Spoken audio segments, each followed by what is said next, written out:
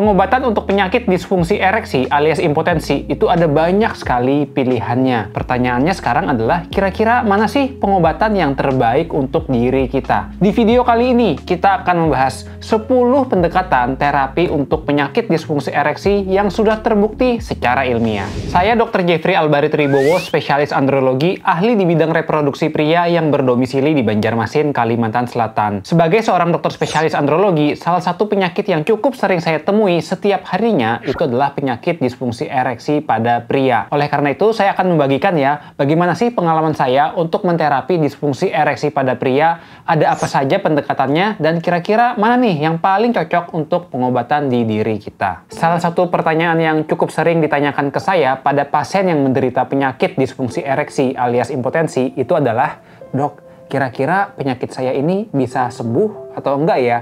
Kalaupun bisa sembuh, kira-kira keberhasilannya berapa persen nih, Dok?" Tentu saya memahami ya terkait kegelisahan dari pasien yang menderita penyakit disfungsi ereksi ini.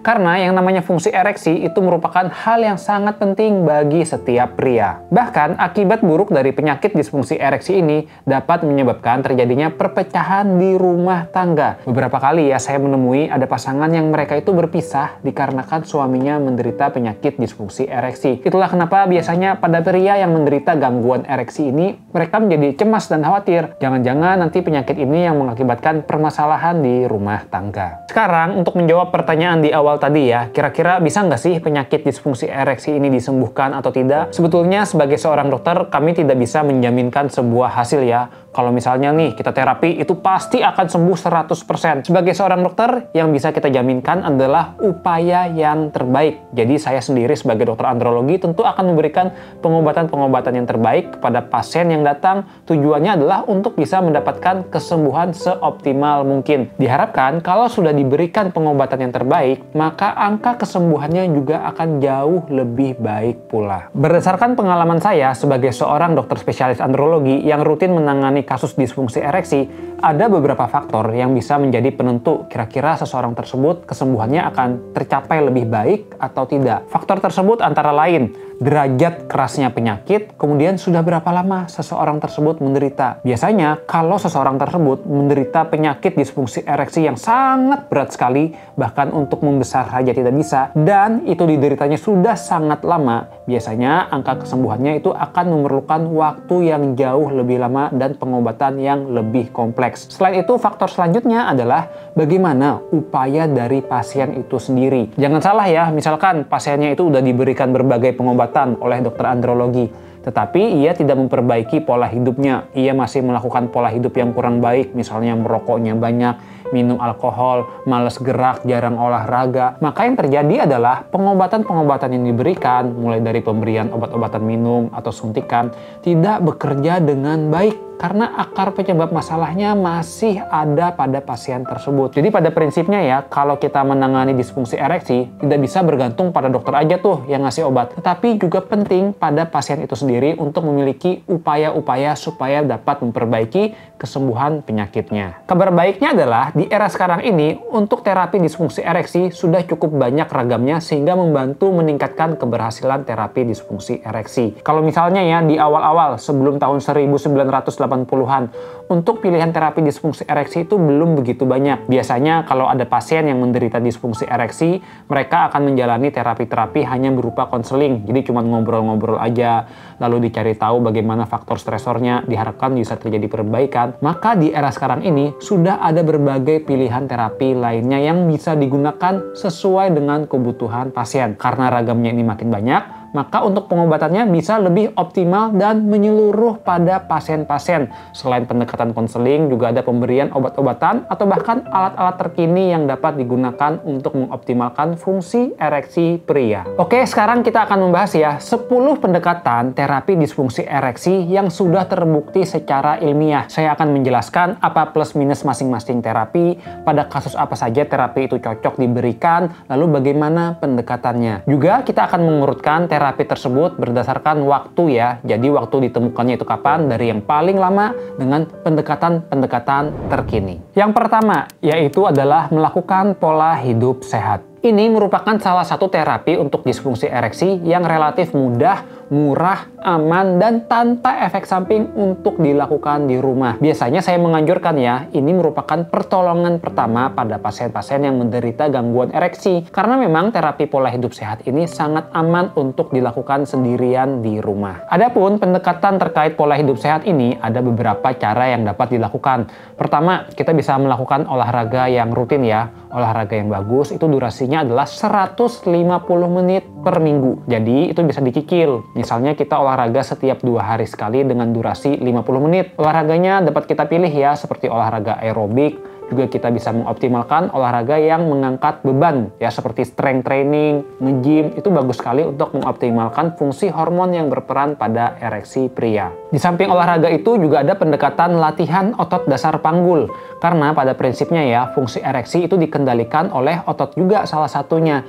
Nah, kalau otot dasar panggul itu memiliki kerja yang baik, maka ereksinya juga akan membaik. Nah, gimana sih cara untuk melakukan otot dasar panggul? Ada yang namanya itu adalah senam Kegel.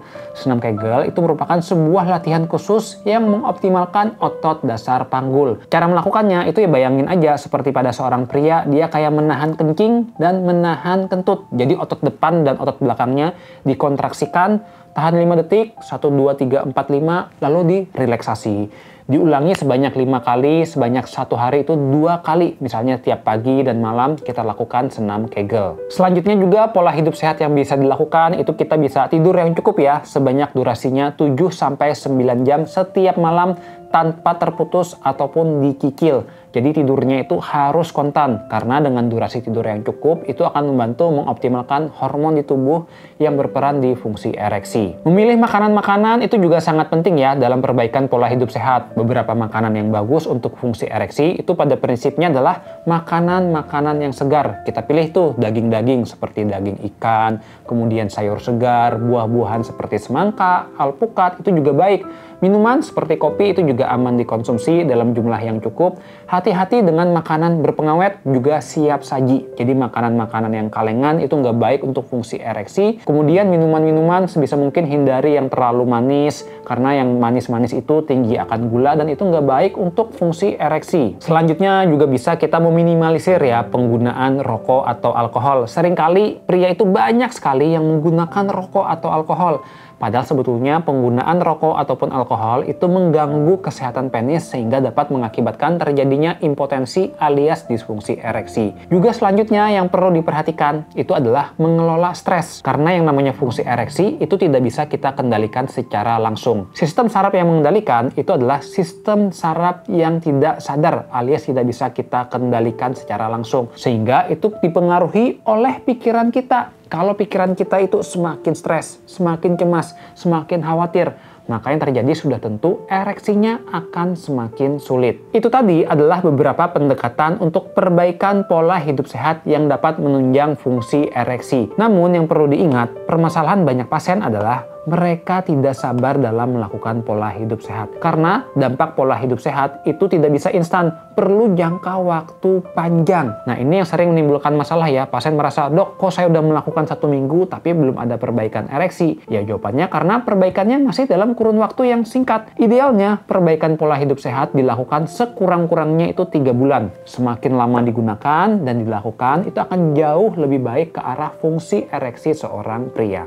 Kemudian yang sering menjadi permasalahan lainnya adalah terkait perbaikan pola hidup sehat ini, dia tidak cukup untuk memperbaiki fungsi ereksi pada pria yang sudah menderita disfungsi ereksi yang sangat berat derajatnya. Biasanya pasien merasakan ya kalau perbaikannya itu tidak optimal. Hal ini dikarenakan kerusakan yang terjadi di penis itu sudah sangat parah sehingga perbaikan pola hidup sendiri saja dia tidak cukup baik. Namun yang penting juga untuk diketahui, terapi perbaikan pola hidup sehat ini sangat dianjurkan ke seluruh pasien yang menderita gangguan ereksi, baik yang ringan ataupun berat. Meskipun pada gangguan ereksi yang berat dampaknya itu tidak begitu signifikan, tetapi kalau diiringi dengan terapi pemberian obat-obatan dari dokter, efeknya akan jauh lebih baik lagi.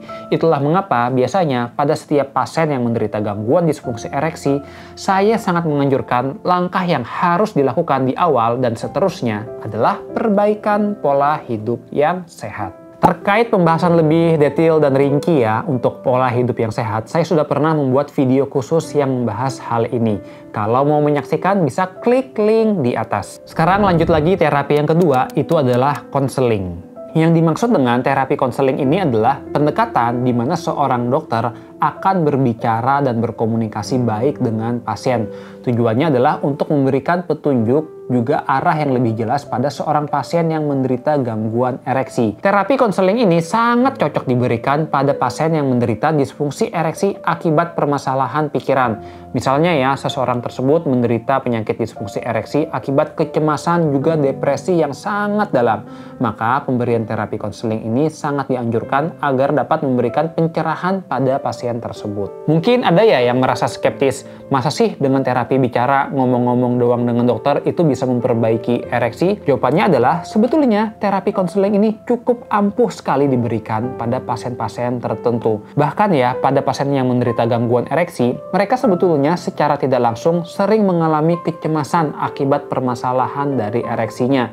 Mereka menjadi khawatir tidak bisa memuaskan pasangan, mereka menjadi stres dengan kondisi tubuhnya. Pemberian terapi konseling ini membantu untuk meredakan stres juga kekhawatiran pada pasien tersebut sehingga membantu ereksinya dapat membaik lebih optimal. Terapi konseling ini bertujuan untuk memberikan pemahaman-pemahaman pada pasien karena seringkali pada pasien yang menderita gangguan ereksi mereka memiliki pemahaman yang keliru yang justru dapat menghambat fungsi seksualnya. Tidak jarang dengan komunikasi yang baik kadang pasien mendapatkan sebuah aha moment. Jadi dia merasa kayak tercerahkan gitu ya di kepalanya, pikirannya karena mendapatkan informasi yang tepat terkait permasalahan gangguan ereksinya. Terapi konseling ini biasanya dilakukan antara pasien dengan dokter satu dengan satu langsung, tetapi juga bisa dilakukan secara berpasangan.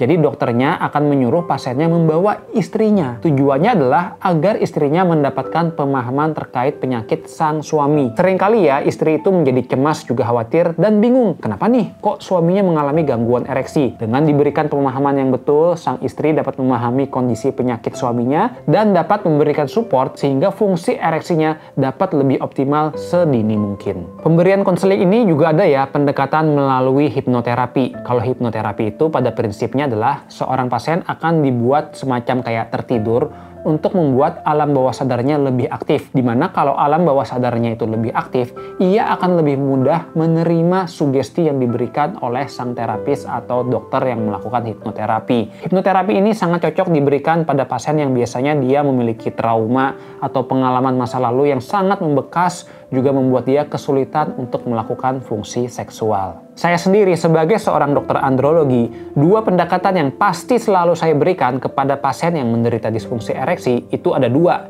yaitu adalah perbaikan pola hidup sehat tadi, juga konseling ini. Karena dua-duanya ini merupakan salah satu faktor yang membantu mengobati pasien yang menderita disfungsi ereksi. Lalu saya periksa lagi tuh, kira-kira ada nggak nih terapi-terapi lainnya yang cocok untuk diberikan pada pasien yang menderita penyakit tersebut. Baik, sekarang kita lanjut lagi ya, pendekatan terapi yang ketiga, yaitu adalah terapi seks. Pendekatan terapi seks ini merupakan salah satu pendekatan yang sudah cukup ada sejak lama. Biasanya pada pasien-pasien yang menderita disfungsi ereksi, di tahun 1980-an mereka akan menjalani konseling juga terapi seks. Karena ya terapi untuk obat-obatan, suntikan, juga alat-alat lainnya itu masih belum ditemukan, sehingga pasien-pasien lebih banyak melakukan terapi seks. Terapi seks ini merupakan sebuah gabungan antara konseling juga pendekatan teknik-teknik tertentu agar memperbaiki fungsi ereksi. Pada tahun 1980-an ada sebuah tokoh seks yang cukup terkenal, namanya itu adalah Masters and Johnson, di mana mereka mengembangkan sebuah teknik yang bernama Sensate Focus Therapy. Proses pendekatan Sensate Focus Therapy ini seperti ini. Jadi ada pria ditempatkan di sebuah ruangan, lalu pria tersebut akan bertindak pasif, di mana kemudian ada wanita yang akan memberikan rangsangan berupa sentuhan pada tubuh seorang pria. Pemberian rangsangannya itu akan secara pelan-pelan dan detail di bagian tubuh tertentu.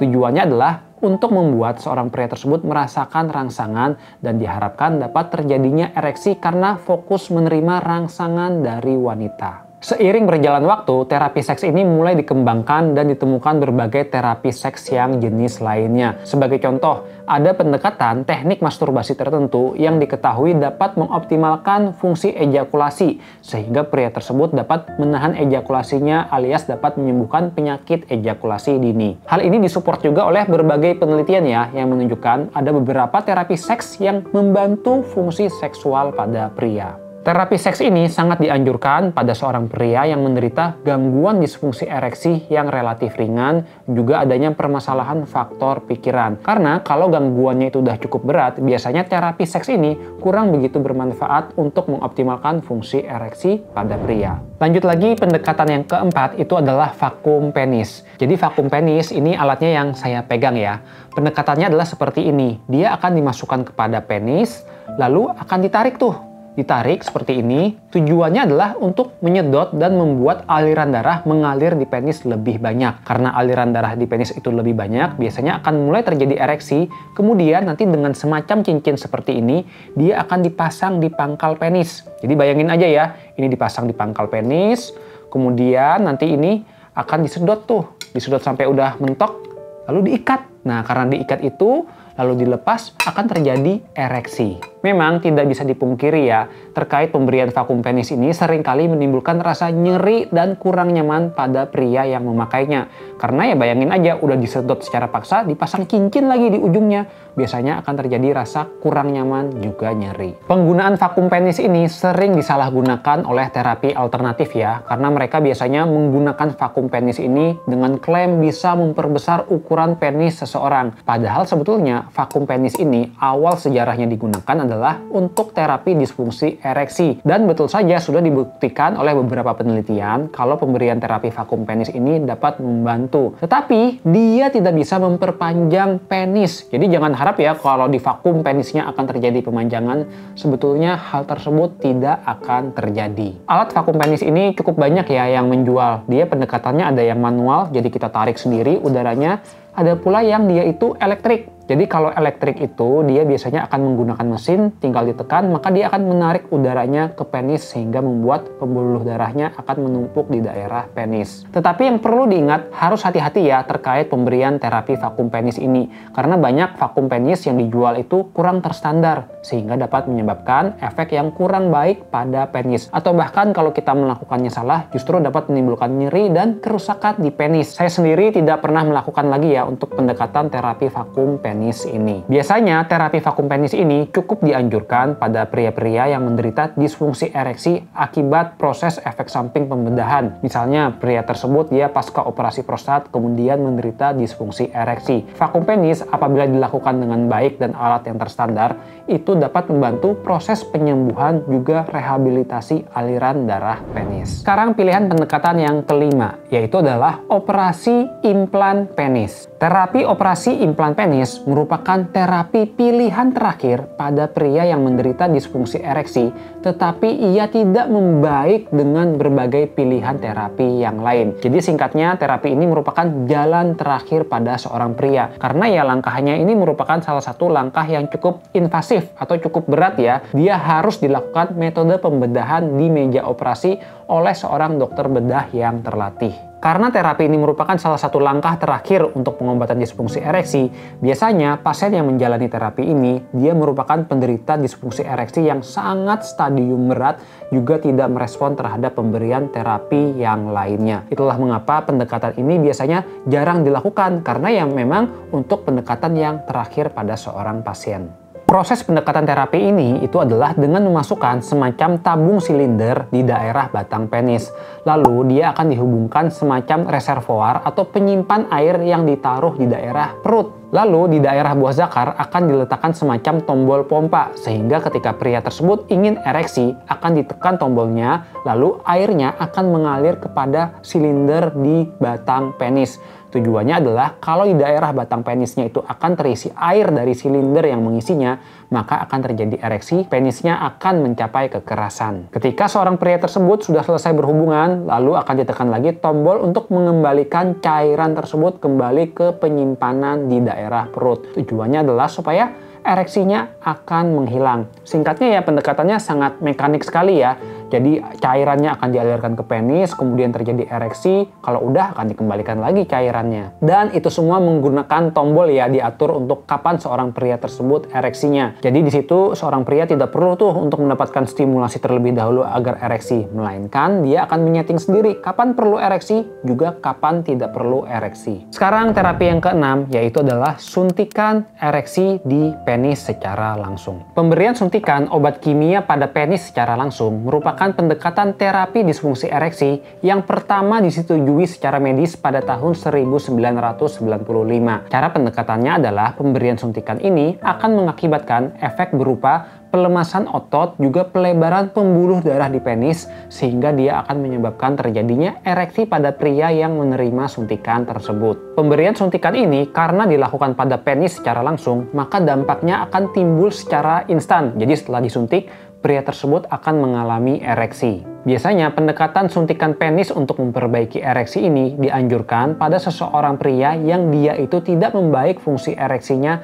setelah menggunakan obat minum. Atau bisa saja pada pria tersebut dia memiliki kondisi yang mengakibatkan tidak dapat mengkonsumsi obat minum untuk memperbaiki fungsi ereksinya.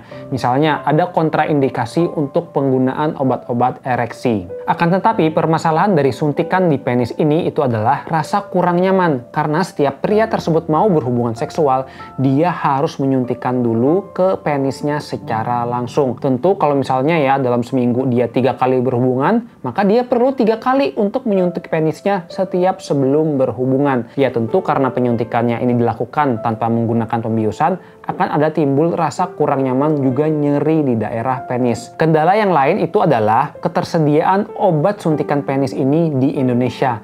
Tidak bisa dipungkiri ya, pendekatan terapi suntikan ini mulai ditinggalkan oleh orang-orang karena yang efeknya kurang nyaman tadi, sehingga obatnya pun sekarang semakin susah untuk ditemukan. Ketersediaannya itu relatif jarang sekali ada. Akibatnya, pendekatan ini mulai tidak digunakan lagi di Indonesia. Saya pribadi tidak pernah lagi ya memberikan, karena sudah ada pendekatan terapi lain yang dia itu relatif nyaman, juga efektif untuk memperbaiki fungsi ereksi pria. Pendekatan ketujuh yang paling populer untuk memperbaiki fungsi ereksi yaitu adalah obat minum. Saya yakin kita semua pasti sudah familiar ya dengan obat yang bernama Viagra. Viagra itu sebetulnya adalah merek paten. Isinya dia mengandung sildenafil. Penemuan obat ini awalnya ditemukan pada kisaran tahun 1990-an awal. Awalnya pemberian Viagra ini ditujukan pada pasien yang menderita penyakit jantung guna menurunkan tekanan darahnya. Akan tetapi setelah dilakukan evaluasi, ternyata pengobatan Viagra ini kurang begitu optimal. Tetapi yang terjadi adalah pada pasien-pasien yang menderita terapi tersebut didapatkan mereka memiliki fungsi ereksi yang jauh lebih membaik. Setelah periode tersebut, tahun 1990-an, mulailah diteliti terkait penggunaan Viagra untuk memperbaiki ereksi. Sampai akhirnya disetujui kalau Viagra merupakan salah satu terapi pendekatan untuk memperbaiki ereksi pada pria yang menderita disfungsi ereksi. Adapun yang dapat menyebabkan obat Viagra ini justru memperbaiki fungsi ereksi, itu dikarenakan obat Viagra ini salah satunya bekerja dia akan merilekskan otot di penis dan melebarkan aliran darah di daerah penis. Sehingga akibatnya ereksi pria yang mengkonsumsi obat tersebut dia akan jauh lebih optimal juga membaik. Alhasil, sejak tahun 1998 sampai dengan sekarang, salah satu obat yang cukup populer digunakan itu adalah obat Viagra guna memperbaiki fungsi ereksi pria. Sekarang ini udah ada ya beberapa jenis obat lain yang dia itu kerjanya mirip dengan Viagra. Hanya saja ada kandungannya yang berbeda, juga mekanisme kerjanya yang dia itu sedikit berbeda. Akibat Viagra ini yang semakin booming, permasalahannya adalah tidak bisa dipungkiri banyak sekali obat-obat palsu yang beredar.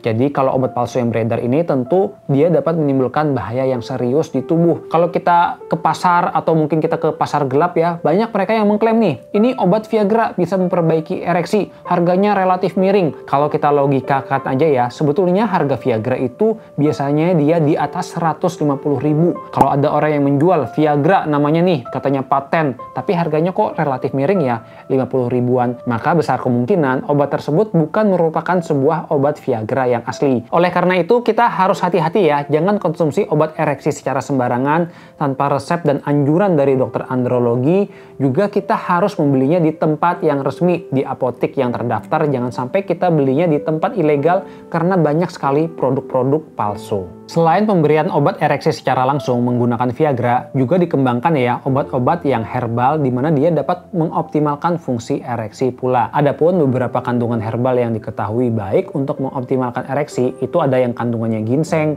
ginkgo biloba, tribulus, juga tongkat ali. Bedanya antara obat kimia dengan obat herbal untuk memperbaiki ereksi adalah kalau obat kimia biasanya itu dampaknya akan cukup instan ya, 1-4 jam setelah konsumsi akan terjadi ereksi secara optimal bila diberikan rangsangan. Kalau obat herbal biasanya dia tidak akan memberikan dampak secara instan, perlu jangka waktu tertentu untuk dapat memperbaiki fungsi ereksinya. Biasanya yang obat herbal ini juga dia akan kurang begitu optimal pada gangguan ereksi yang relatif berat. Tetapi bukan tidak mungkin obat herbal juga obat ereksi ini diberikan secara bersama-sama untuk mengoptimalkan fungsi ereksi. Pemberian obat-obatan untuk memperbaiki fungsi ereksi ini dapat dipertimbangkan pada pria yang menderita gangguan ereksi mulai dari yang ringan sampai dengan berat. Tetapi yang harus diingat, pemberian obat ini harus sesuai resep dan anjuran oleh dokter yang terlatih. Karena yang namanya obat, berbagai jenis obat itu pasti ada efek samping, aturan pakai, dan kontraindikasi. Kalau digunakannya secara sembarangan, bukan tidak mungkin itu justru dapat mencelakai tubuh kita saat menggunakannya. Terlebih lagi ada banyak produk-produk ilegal yang dia justru dapat berdampak buruk ke kesehatan tubuh kita.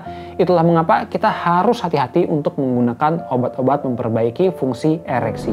Sekarang terapi yang ke-8, yaitu adalah pemberian hormon testosteron. Di tubuh pria ada salah satu hormon yang berperan penting untuk fungsi seksual khususnya ereksi, yaitu adalah hormon testosteron. Hormon testosteron ini seperti bahan bakar pada pria agar fungsi seksualnya dapat bekerja dengan baik. Permasalahannya adalah pada pria-pria yang mulai menginjakkan usia lanjut di atas 40 tahun, seringkali terdapat penurunan hormon testosteron. Akibatnya, pria tersebut merasakan gangguan fungsi ereksi. Ini yang sering mengakibatkan ya, pada pria-pria yang udah usia lanjut, mereka merasakan, kok gangguan ereksinya makin lama makin berat ya. Dulu saya konsumsi obat-obatan, masih bagus tuh ereksinya. Sekarang malah nggak bisa ereksi sama sekali meskipun konsumsi obat-obatan. Jawabannya adalah besar kemungkinan ada faktor penyebab gangguan ereksi, di mana pada pria usia lanjut yang sering terjadi adalah hormon testosteronnya mulai turun. Kalau hormon testosteronnya mulai turun, maka bahan bakar prianya udah habis. Kalau bahan bakarnya habis, tentu kalau kita kasih obat apapun, dia tidak bisa terjadi perbaikan ereksi. Itulah mengapa pemberian hormon testosteron itu sangat dianjurkan pada pria yang menderita gangguan ereksi dan ditemukan kalau kadar hormon testosteronnya itu rendah. Kita mungkin sudah familiar ya dengan istilah menopause. Menopause itu adalah kondisi di mana seorang wanita tidak terjadi haid lagi dan terdapat penurunan hormon akibat sel telurnya yang sudah habis. Karena hormonnya ini mulai turun, maka timbullah keluhan pada wanita tersebut, salah satunya gangguan seksual. Di pria, ada kondisi yang serupa pada wanita yang mengalami menopause. Istilah kondisi penyakitnya itu adalah andropause, atau bahasa medisnya late onset hypogonadisme. Menariknya ya, sebetulnya secara teori, penurunan hormon testosteron itu ditemukan pada pria-pria yang usianya itu 40 tahun ke atas. Tetapi, pengalaman saya pribadi, saya sering sekali menemui pria-pria yang usianya itu relatif muda. Ada yang usia 30 tahun, ada yang pertengahan 20-an. Ditemukan hormon testosteronnya itu sudah rendah sekali seperti orang tua. Faktor penyebabnya ya bisa aja karena ada gangguan genetik, atau mungkin memang karena pola hidup yang tidak sehat, paparan bahan kimia yang tinggi, sehingga mengakibatkan pada pria muda mereka juga bisa terjadi gangguan hormon yang rendah. Itulah kenapa terkadang pemeriksaan hormon ini penting untuk dilakukan pada pria-pria guna mencari tahu apakah pria tersebut kondisi hormon testosteronnya normal atau sudah rendah. Pemberian hormon testosteron ini ada beberapa cara ya. Salah satunya ada yang dalam bentuk suntikan. Biasanya kalau suntikan dia akan disuntikan ke otot di daerah bokong. Pemberian suntikan ini ada yang 3 minggu sekali, ada pula yang 3 bulan sekali berdasarkan jenis obat yang diberikan. Alternatif lain selain suntikan ada pula yang dalam bentuk gel. Jadi kalau gel itu dia akan diberikan dalam bentuk saset, satu saset digunakan 1 hari, dioles di daerah perut atau mungkin dapat juga di daerah lengan atas.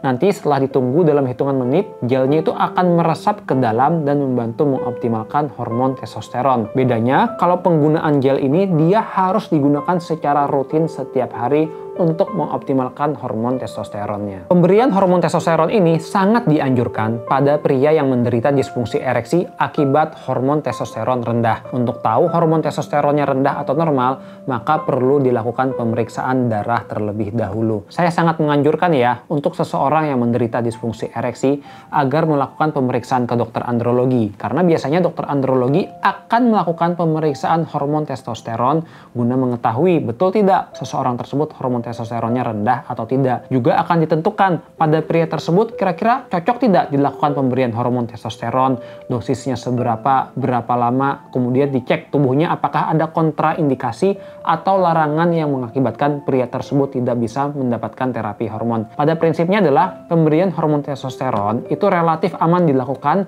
asal dilakukan oleh dokter yang kompeten juga terlatih. Terkait pembahasan ya mengenai hormon testosteron ini sendiri, saya sudah pernah membuat video khusus yang membahas hal ini.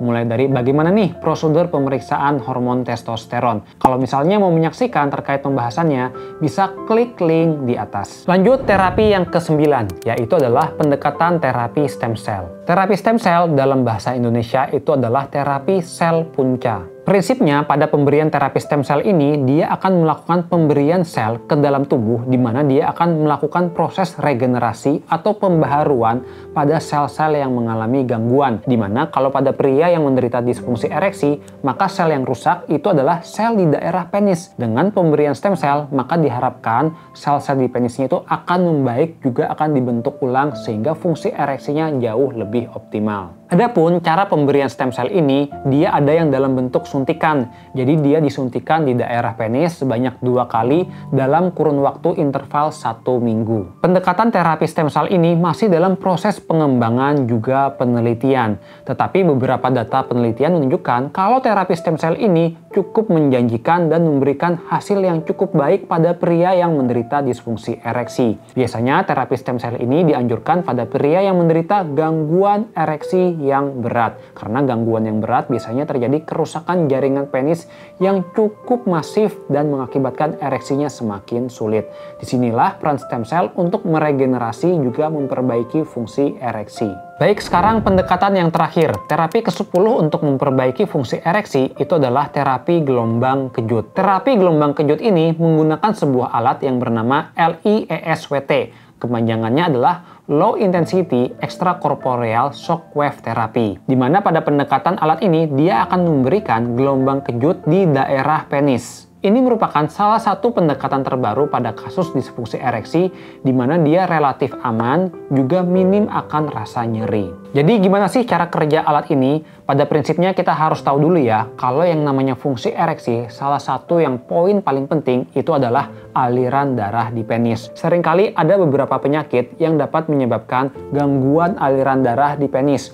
Misalnya ya, ada pria yang dia itu menderita gangguan darah tinggi, kencing manis, kolesterol tinggi, di mana akibat penyakit-penyakit tersebut terdapat kerusakan pembuluh darah. Salah satu pembuluh darah yang dapat rusak lebih awal itu adalah pembuluh darah di penis. Karena pembuluh darahnya rusak, maka ereksinya akan semakin sulit. Pemberian gelombang kejut di sini tujuannya adalah untuk memperbaiki aliran darah, juga membentuk aliran darah baru sehingga diharapkan fungsi ereksinya dapat lebih membaik. Biasanya terapi gelombang kejut ini dapat dilakukan sebanyak 6 kali dalam kurun waktu 2 kali selama 1 minggu. Jadi dia akan diberikan selama 3 minggu berturut-turut. Terapi ini dapat diulang dalam kurun waktu 1 bulan kemudian.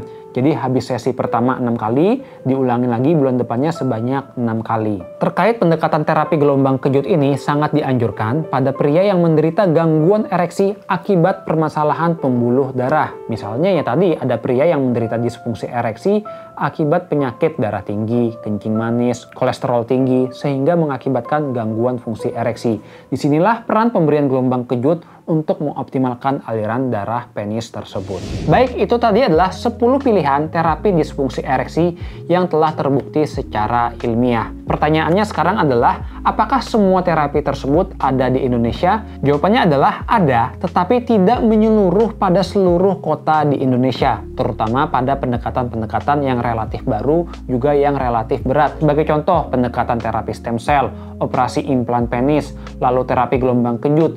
Biasanya dia baru ada pada rumah sakit yang memang menyediakan alat juga sumber daya yang dapat mengerjakannya. Yang perlu diingat juga ya, pemberian terapi disfungsi ereksi ini harus sesuai kebutuhan dan berdasarkan kira-kira apa nih akar penyebabnya. Jadi kita tidak bisa ya langsung terapi secara sembarangan tanpa proses pemeriksaan terlebih dahulu untuk tahu apa akar penyebabnya. Kalau udah tahu penyebabnya, barulah akan ditentukan kira-kira dari 10 tadi mana nih terapi yang cocok dapat diberikan pada pria tersebut. Secara mudahnya agar tahu ya kira-kira terapi mana yang cocok, kita bisa berkonsultasi dengan dokter andrologi terdekat. Karena biasanya dokter andrologi akan melakukan pemeriksaan dahulu tuh, kira-kira apa saja faktor penyebab gangguan ereksi, lalu pemeriksaan yang diperlukan, juga terapi yang tersedia dan terapi yang cocok pada pria tersebut. Bukan tidak mungkin ya, pada pria tersebut dia itu mendapatkan terapinya itu gabungan. Ada 3-4 terapi yang dapat dilakukan secara bersamaan, tujuannya adalah agar fungsi ereksinya dapat membaik. Tetapi tidak jarang juga pemberiannya itu hanya 1 atau 2 saja, bergantung dengan gangguan yang menyebabkan fungsi ereksinya itu menurun. Hati-hati terhadap pemberian terapi disfungsi ereksi oleh oknum-oknum yang tidak terlatih dan mereka itu bukan tenaga kesehatan. Karena seringkali mereka melakukannya secara sembarangan, tanpa prosedur yang tepat, juga menggunakan alat-alat yang keliru. Sebagai contoh ya, ada tempat hiburan yang dia itu menggunakan terapi-terapi seperti vakum, juga gelombang kejut. Tetapi alatnya itu tidak standar. Mereka menggunakan alat-alat yang tidak jelas. Yang terjadi justru bukan tidak mungkin hal itu dapat berdampak buruk kepada kesehatan tubuh kita. Itulah mengapa kalau mau mendapatkan terapi, kita harus mendapatkannya dari seorang dokter yang terlatih. Oke, itu saja untuk pembahasan kali ini. Bagi kalian yang mungkin penasaran ya, gimana sih kira-kira terapi disfungsi ereksi pada pria-pria yang usia lanjut di atas 60 tahun? Saya sudah pernah membuat video yang khusus membahas hal ini. Kalau mau menyaksikannya, bisa klik link di berikut ini.